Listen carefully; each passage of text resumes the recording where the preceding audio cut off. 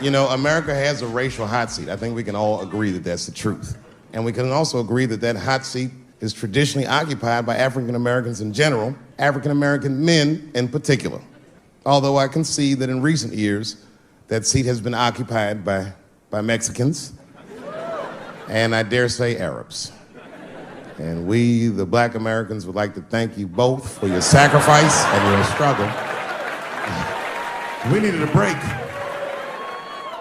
We all go through something, but at least I can leave my backpack someplace. If you Arab and forget your backpack, you got about 20 minutes before they send that robot to blow your shit up. You can kiss all that engineering homework goodbye, Fuhad.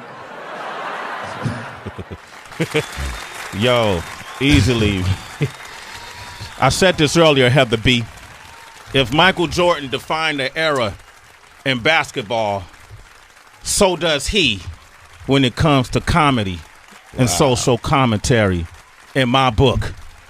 I actually see myself in what I do as I see him and what he does. Wow. I think we're cut from the same cloth, children of this culture, hip-hop culture, for a long time, not allowing ourselves to be pigeonholed and be marginalized. And he's shown us that art doesn't have to have limitations. A very educated man comes from an educated background and made us laugh at things that make us sad and make us sad about things we once laughed about.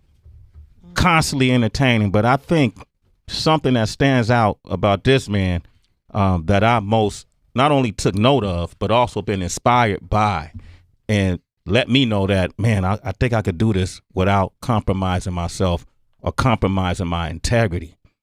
When that man walked away from all that money, you know, to stand up for something he believed, bigger than the money, because the money came back, you know, triple fold probably by now. Netflix got off a lot of money to him. So he made back that deficit. But he showed us that you do not have to sell out what you believe in your beliefs in order to be successful at what it is you're trying to do. For that, I commend you. Not just the jokes, not just the movies, not just, you know, the events. But for that, I really commend you. The one and only Dave Chappelle is here. Thank you, bro. Oh, my God. That was amazing, bro. That was maybe the nicest thing that I've ever heard somebody say about me. Yeah, really? Yeah. man. I was like, I hope my eulogy's that good. Man, I'm here for you if you need it. Yeah, that's right. That's right. And with him is Donnell Rawlings. I'm not even going to go there. I know it's all about Dave, but I timed that intro. The times I've been here saying, y'all know him, he don't use lotion. Ashley, okay, going to a break. Yo, but man, look who you brought with you, man. Can you introduce Frederick? Oh, yeah, this is Frederick Yane. Yes. Fred, arguably the best harmonica player on earth, I'm going to say. Dude, did you bring the harmonica? Man, dude, just real quick, Dave, you don't mind if we do this, right? No, he's got bars. He's got bars. You don't got to move. I got to move. You don't have to move. Oh, you do something, man. And he's the one that plays in your opening, right? No. That's not that? No, Fred. I met Fred. He's my publicist's husband. Oh shit! And he just happens to be like wildly nice on the harmonica. We just did a movie together too. What was the movie? Can't talk about it. Okay. Oh, I'm sorry. They just flagged you. They just flagged you. Don't say it. Don't say it. All right. Well, you know what? Hold on for a second. Okay. Hold on, Donnell. I don't want Donnell to get pissed off. Nobody puts baby in the corner. So how you been, Dave? Yo, Sway, I'm in a very good place in my life right now. Okay.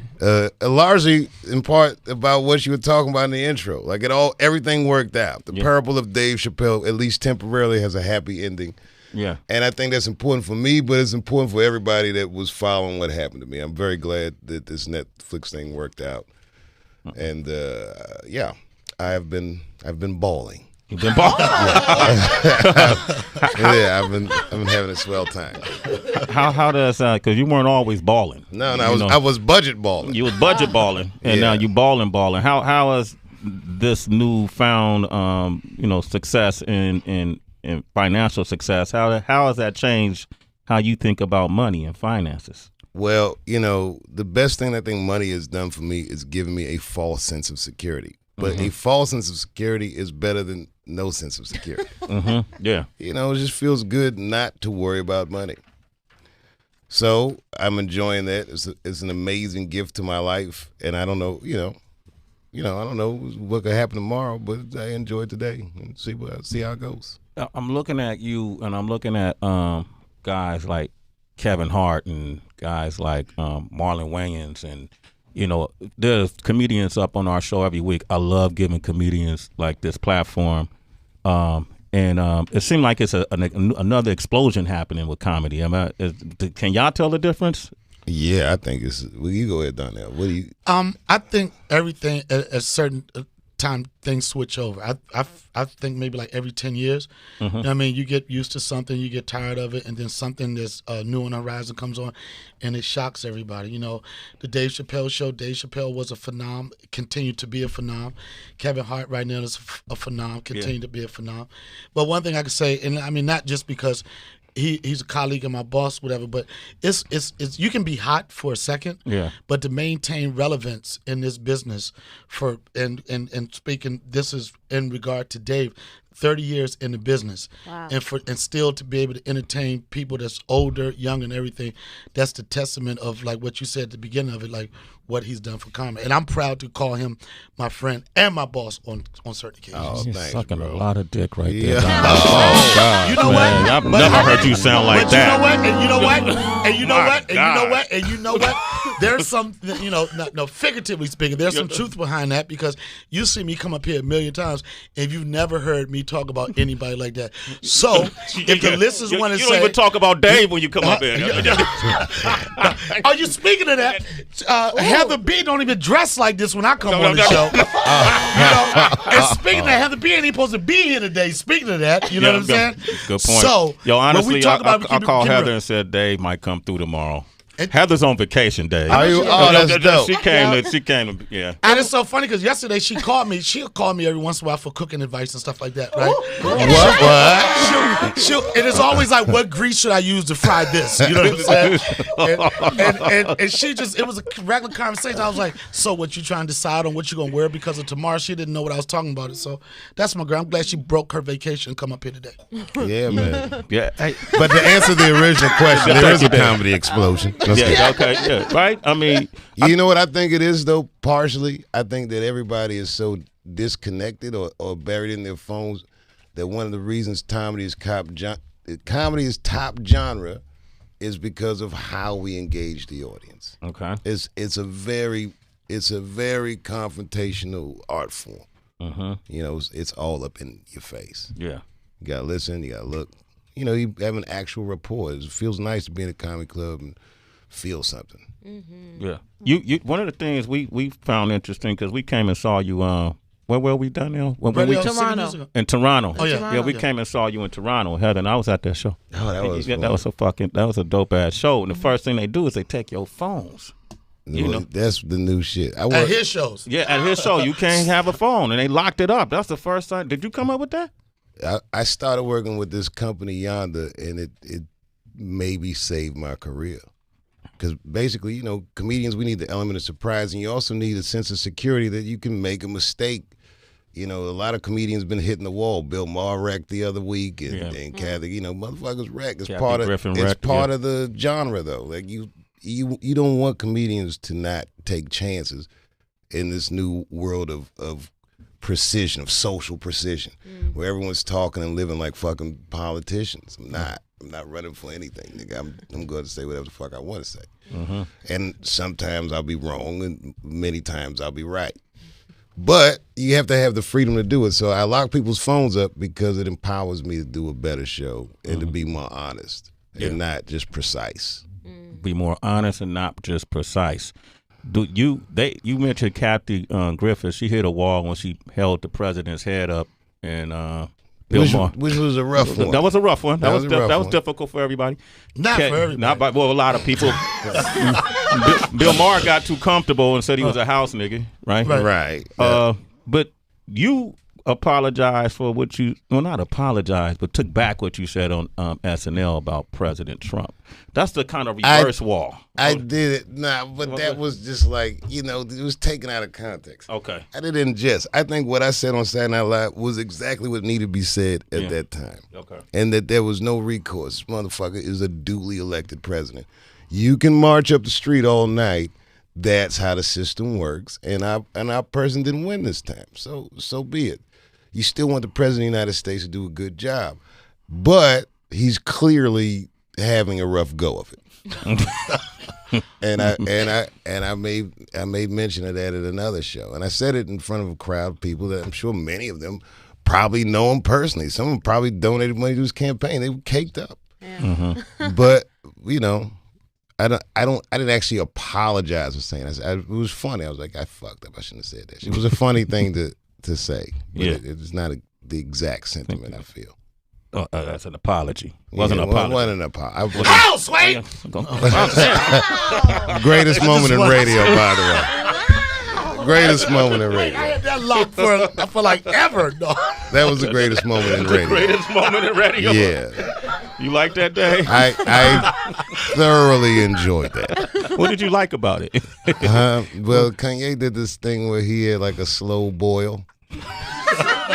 And I like while you were talking, you could see Ye boiling, and it was, which was endearing. And then you could see that frustration. It was a very honest moment. And then you guys flared up for a second, and then everyone remembered that everything was gonna be okay. It was just it had a very complete arc to it. It was magic. Wildly. That's exactly what you want to have happen on the radio.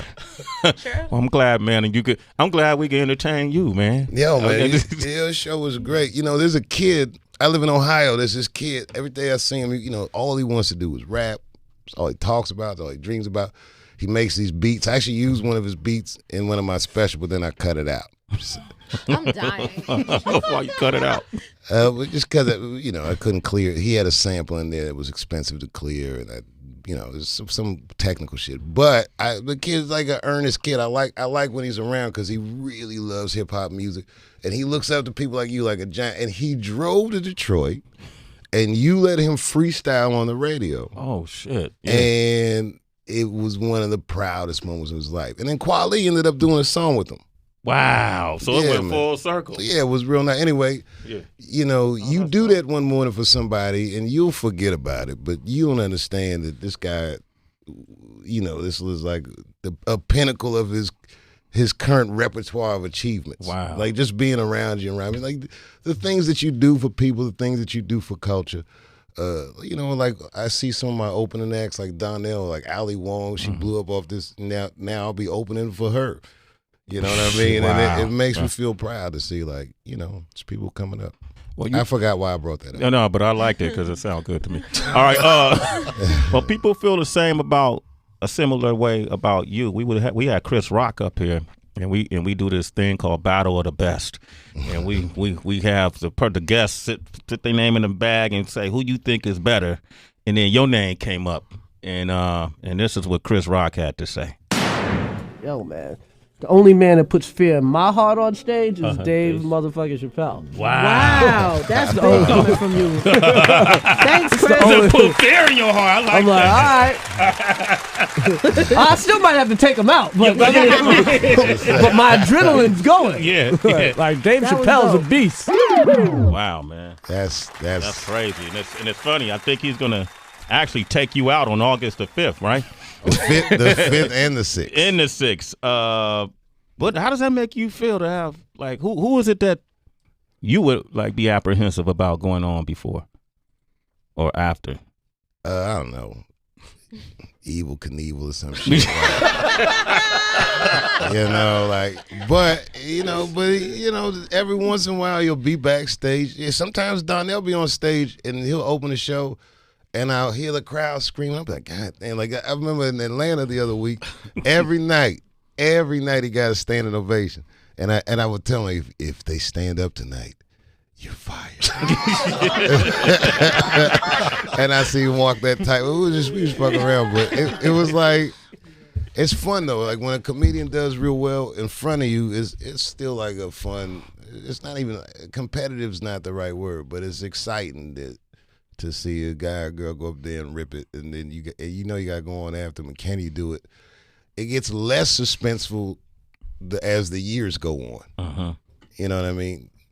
So, but any given night, your number could be up, and every once in a while, there's a crowd that has your number, or your bag of tricks doesn't work.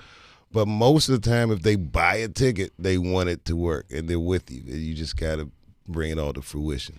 I know me, as far as the comic coming to D.C., and there's a lot of great comics coming out of D.C., we used to pride ourselves on that, and that's how you got your name. It's that's like, very true. You know, like you would be on the open mic list. When I first started, people were like, oh, yeah, we're going to put you behind so-and-so and see how you do. But you felt good knowing that you would be challenged to take your game to the next level. It's the same thing like with boxing, whatever, you know. Muhammad Ali, Larry Holmes was his sparring partner. Who was the first guy that blew you off the stage? I don't think I ever got blown off the stage. Oh, wow. He's conceited. He's conceited. No, I felt some heat. In D.C., at that time, you'd already left, but Teddy Carpenter was one of those Tell the truth. I know that. Yeah, Teddy Carpenter's one of those dudes that would like really bring it to you. I've took some L's. I'll tell you who got me. Remember Chris Thomas? Yeah. Destroyed me. I'd only done stand-up like 4 times. And they were like, we're going to put, Chris Thomas by this time must have been doing stand-up like, what?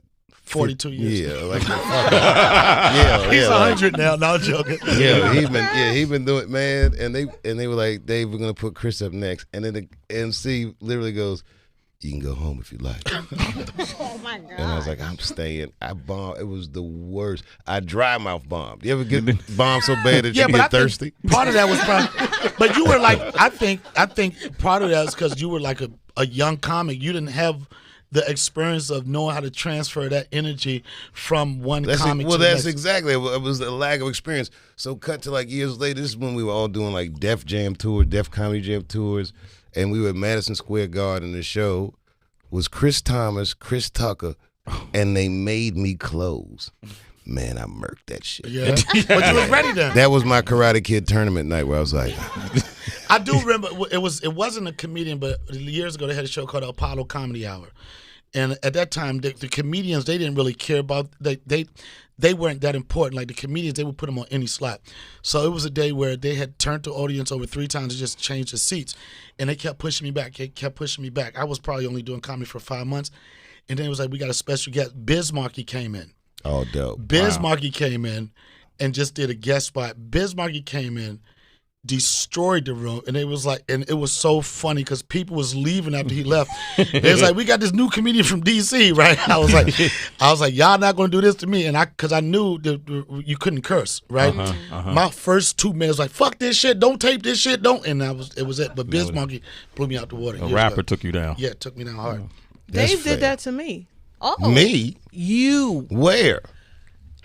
Donnell Rawlins invited me Why to you had to a say tape my because whole it name? was you. All right. Donnell Rawlins like a police invited officer. me to a taping of the Chappelle show. Donnell and I were working together with Ricky Lake. I go down there. He said, yo, we doing a taping tonight. I'm opening up. I was like, oh, my gosh, I haven't seen Dave Chappelle since. Dave actually came to the first season taping a Real World reunion with a comedian named Dave. He was there in the hotel hanging out, had a good time. I was like, oh, my gosh, he may remember me. So I go and I'm sitting in the audience.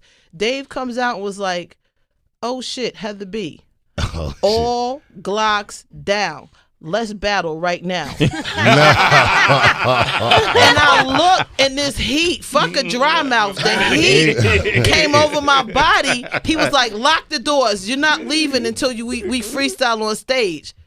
And I was just like, no, he's like, you sucker MC. I was like, yo. I said, oh shit. Yo, I felt you suck, Dave. We have a good time, you know? We have a good time. He did that to me. That was, we have fun, man. It was fun. I miss doing the show sometimes. I don't know that I could ever do it again. It's like the hours, and then the context is so different now. Difference. Like since back then, the world's changed, right? Yeah. There was no smartphones then. Yeah. I remember after I quit my show, and I was in San Francisco, and someone just gave me tickets to Macworld. And I sat in the front, I was by myself, and I watched Steve Jobs introduce the iPhone. And had I known what he was doing, I would stuck a pencil in his chest and tried to save humanity. That's real. Yeah. Jesus Christ, I mean, the world is a totally different place. Yeah. And as those phones get bigger, we all get dumber. I haven't read a book in years, yet I consume itty-bitty hors d'oeuvres of information all day, every day. Yeah. Everything, like every few minutes I know what Trump's doing. I fucking hate this world like this. Yeah. It's just too much information. Too much information. You commented on Key and Peele. I know it was. I did do that. You did do that.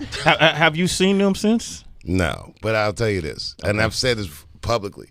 I'm not mad at them, like, at all.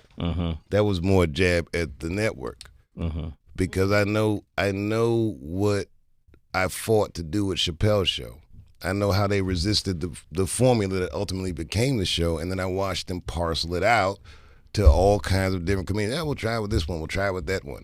You know, they did everything but what I think was what could have been correct. What could have got me back. So, but it's not a slight against them. As a matter of fact, Jordan Peele's movie is a fucking masterpiece. Yeah, Get Out. Yeah, I love that movie. And Donnell, even my witness, I have a Get Out party.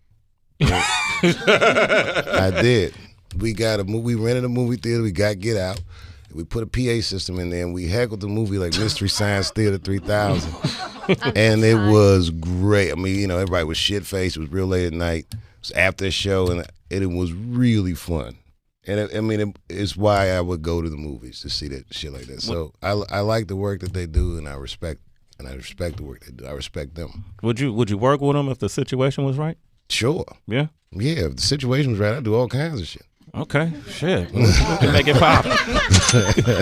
I wanted to ask because we've seen people get upset at these rappers who don't respect the people that came before them. You know, they're like, "Which man went on bad booty?" That's DB right there, man.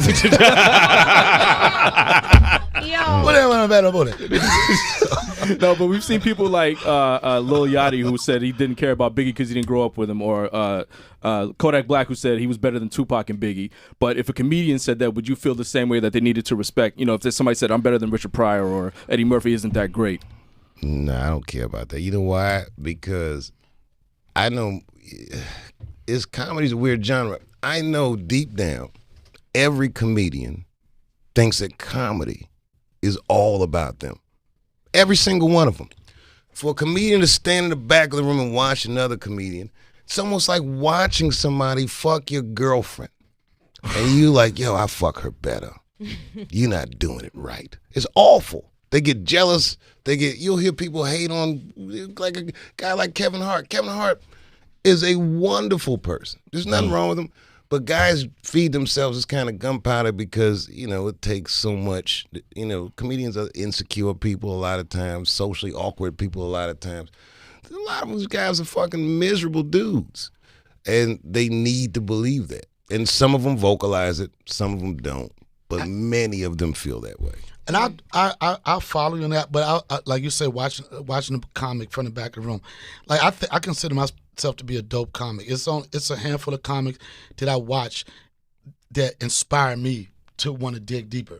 When I watch you perform, I'm like, I'm a funny dude. I'm like, but what makes? I ask myself, what makes Dave Chappelle Dave Chappelle? And I said this before, and like everybody don't have a Muhammad Ali moment. And when I say that, you know, Muhammad Ali, one thing that made him one of the greatest is when he stood up against, he didn't agree with the war. He said he wouldn't do it.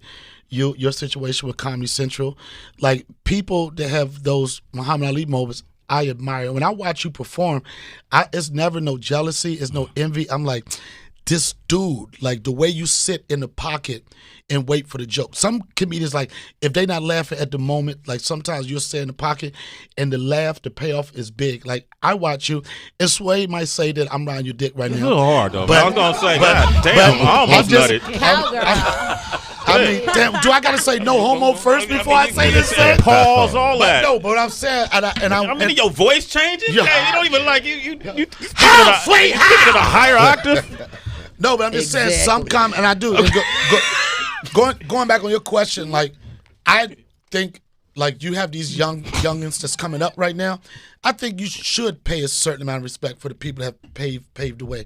You ain't got to be on a dick where you don't want to be better than them or whatever, but being disrespectful and talking against them, I think that's fucked up. Because everybody starts somewhere, and if it wasn't for some of the doors that those people open up, you wouldn't have the opportunities. Well, I mean that's true, but I'm just saying, like, I've heard comedians like say I'm the best, and I'll just be in the back like, well, I disagree with that. Yeah. But I understand why you feel that way, you know. And the other thing is about those Muhammad Ali moments is I don't recommend them. they're wildly uncomfortable moments. Like it's like everybody wants to be great, but the idea is that you gotta give something up, man. It hurts. Right. Like you gotta let go of that salt, buddy. So yeah. You made it though, Dave. You well, survived yeah. Thank God. It's Sway in the morning, only on Shea 45.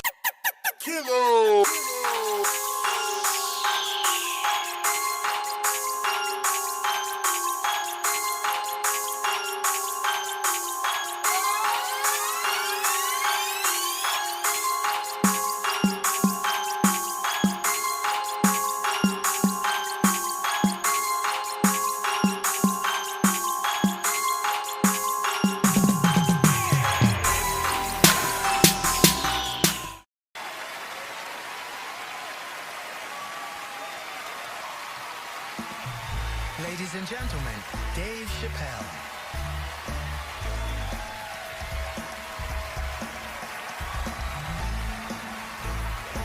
Thank you. Oh boy, I'm very nervous. No pressure. During the Civil Rights Movement, I can't read what's on the teleprompter. Some about black America and white America. There's black Americans and there's white Americans. We're all one America. So if you don't mind, this is not live, is it? I imagine whatever I say, you could just edit it out. Let's try it a few ways. Lou, are you in the booth? I am. All right, good. You know what, Lou? Let's just play around with it and see if we can get it right, get this clip package on, and then let me go home, all right? You got it. All right. Ready. All right, count me in. 5, 4, 3, 2, 1. Wu-Tang. I'm just with you, Lou. Let's do it again. We're gonna do it again. We'll get it right. Here we go, Dave. 5, 4, 3, 2. You know, when I was a comedian starting out in Washington, D.C., right here in this city, 1988, I'll never forget this. It was a comedy club owner that banned profanity from his comedy club. He said it offended his audience, and this was a cause of major concern for all the comedians in the circuit. And we all called a meeting, and we had the owners come, and it was the club owners, and it was the comedians. It was the classic labor dispute. The club owners laid out their case. There cannot be profanity in these clubs because that offends people. And there's a comedian who's still a good friend of mine to this day. He lives right here in Washington, D.C. He stood up and he said, he's black, I should tell you because it's important to the story. He says, I use profanity because I live a profane lifestyle. He says, I don't have an insect infestation in my house. I have roaches.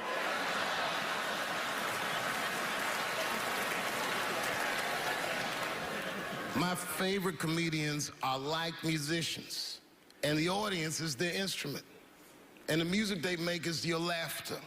And that's the laughter that I scored my entire life to. So now, some of my favorite American comedic composers. Thank you. When I lose my job, I lose my man. Treat me like a dog. He called me a dog. Yes, he did. What did he call me? An old dog. Sometimes I wished I was a dog and he was a tree. When you stop and think, football's a fair sport for my people. Only sport in the world a Negro can chase a white man and 40,000 people stand up and cheer him. See, in my neighborhood, the kids have a kind of a dubious reaction to that whole Santa Claus concept. They just don't believe that a white man will ride a reindeer through Harlem after midnight. In truth, white friend, it's you that all look alike. But look at the black people around you. We're all different colors. Black walnut, burnt almond, chocolate mocha, pecan, vanilla, yellow, mellow, light, bright, and damn near white. We come from the first people on the earth. You know, the first people on the earth were black people. We the first people had thought, right? We was the first one to say, where the am I? And how do you get to Detroit? I think maybe like 30 years ago, there was a woman that wanted to sing, and a black lady that sang opera that wanted to sing. What was her name? Mary Anderson. And this place was like segregated, and they couldn't sing here. And here we are, like not even 50 years later, a 22-year-old black man on stage getting paid to hold his. God bless America. I gotta go now. Y'all take it easy. Bye-bye.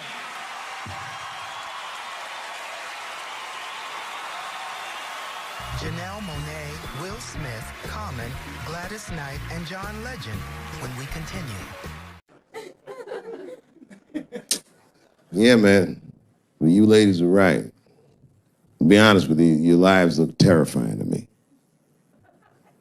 They do, man. I know nothing about being a woman, but I know fear. Yo, I used to live in New York when I was 17, and I couldn't even pay my bills. You know what I did to make money? I used to do shows for drug dealers that wanted to clean their money up.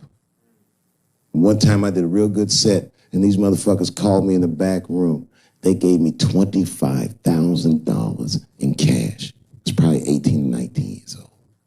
I was scared. I thanked them profusely. I put that money in my backpack. I jumped on the subway and started heading towards Brooklyn at 1 o'clock in the morning. Never been that terrified in my life. Because I never in my life had something that somebody else would want. I thought to myself, Jesus Christ, if motherfuckers knew how much money I had in this backpack, they'd kill me for it. Then I thought, holy shit. What if I had a pussy on me all the time?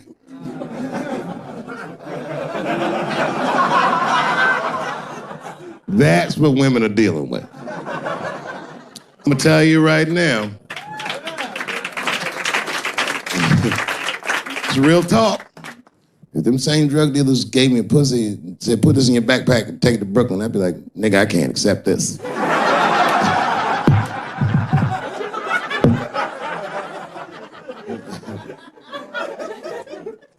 I empathize, man, you know. Everybody gets mad because I say these jokes.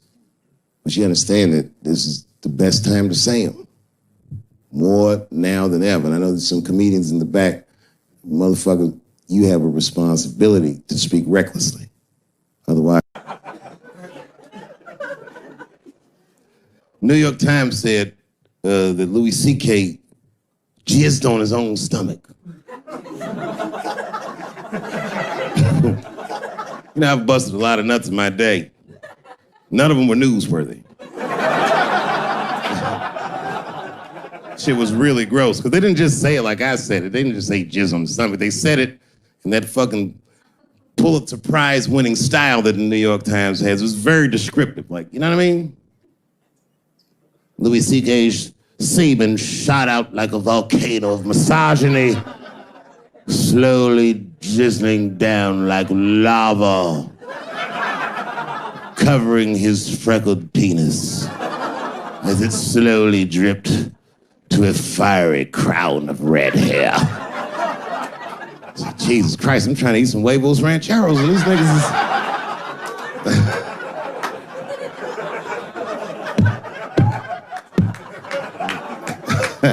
And you know, the tough part, being a comedian, knowing the motherfuckers, everybody comes up to me like, did you know?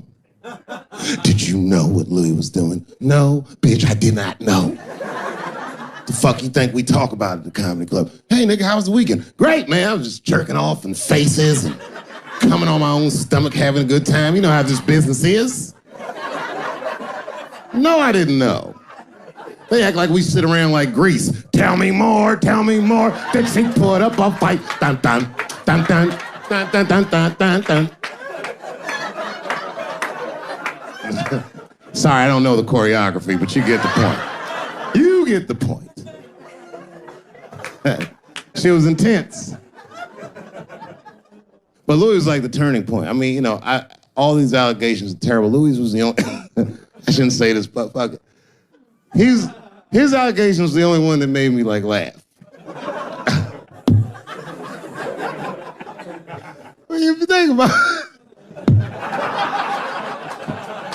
because all his friends is reading it and he's jerking off and he's surprising people. He's surprising me.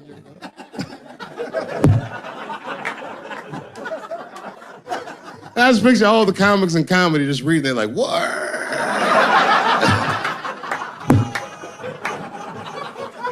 It's terrible. I know it's terrible. I'm sorry, ladies. You're right. You are right. But at the same time, I mean, you know what I mean? I don't know. Jesus Christ, they took everything from Louis. I was like, I don't know, it might be disproportionate. I can't tell. I can't tell. This is like where it's hard to be a man. One lady said, Louis C.K. masturbating in front of me ruined my comedy dreams. Word? Well, then I dare say, madam, you may have never had a dream. Come on, man, that's a brittle spirit. That is a brittle-ass spirit, nigga. That shit is too much. It's a grown-ass woman. You know what this shit is like? It's like COINTELPRO. You know what that is? It's a program that the FBI had under J. Edgar Hoover. In this program, one of the many things they did was they would track the sexual habits of anyone they considered an enemy of the state. It was a lip button. That's why they got all these fucking sex tapes with Martin Luther King fucking bitches. But lucky for us, he actually had a dream. You think if Louis C.K. jerked off in front of Dr. King, he'd be like, I can't continue this movement. I'm sorry, but the freedom of black people must be stopped. I didn't know this nigga was gonna pull his dick out and jerk off like this. I just thought we were gonna get a couple of drinks and chill. Show business is just harder than that. Them women sounding like, I hate to say it, y'all, they sound weak. I know it sounds fucked up, I'm not supposed to say that, but one of these ladies was like, Louis C.K. was masturbating while I was on the phone with him. Bitch, you don't know how to hang up a phone?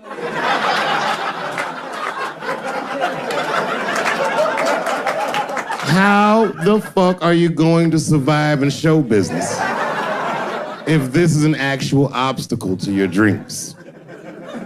I know Louis is wrong, ma'am. I'm just saying I'm held to a higher standard of accountability than these women are. Don't forget who I am. Don't forget what I am. I am a black dude.